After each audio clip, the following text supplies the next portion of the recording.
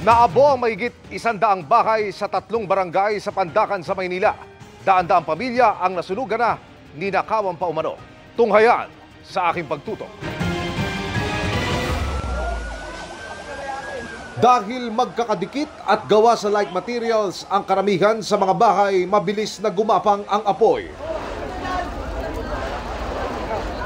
Pumaimbulog ang makapal at maitim na usok mula sa nangangalit na apoy na pinagmasdan na lang ng mga wala ng magawang mga residente.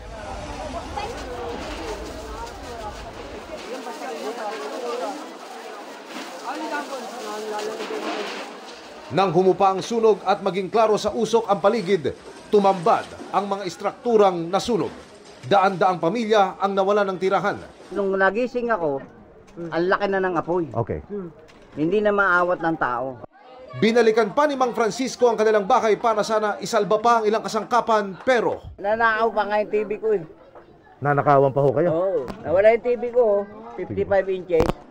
Kung sa iba, kasangkapan ang ninakaw. Sa tindahan na nasa kanto, panindang bigas ang tinangay ng mga kawatan. Yung iba po tumutulong, yung iba naman po ay nananamantala. Yung iba po sa halip na diretso sa barangay hall, yung bigas namin sa ibang bahay po nila dinadala.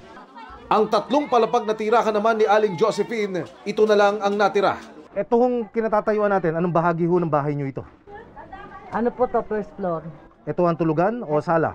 Tulugan po kasama na sala.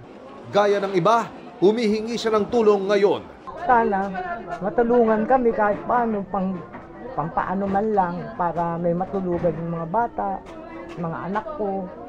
Kasi napakalaki. Anong mawalan ka ng sariling bahay?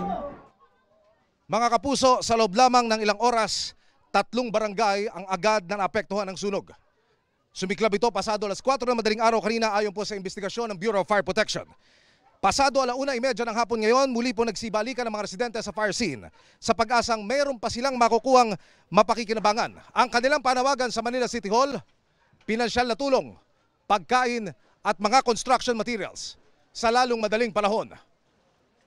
Ayon sa Manila City Hall, inaayos lang ang listahan ng mga nasunugan saka ipoproseso ang financial assistance. May nagatid na rin ang pagkain kanina. Pasado alas 8 ng umaga, makaranang 4 na oras, nagdeklara ng fire out ang BFP. Ang nakita po namin problema dito is po yung maliliit pong daanan, yung tao po nakakagulo. Wala pang resulta ang investigasyon sa kung ano ang posibleng pinagmulan na sunog.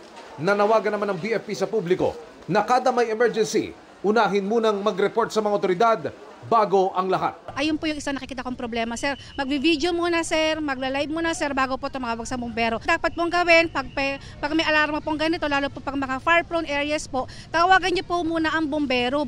Para sa GMA Integrated News, Emil Sumangil, nakatutok, 24 oras.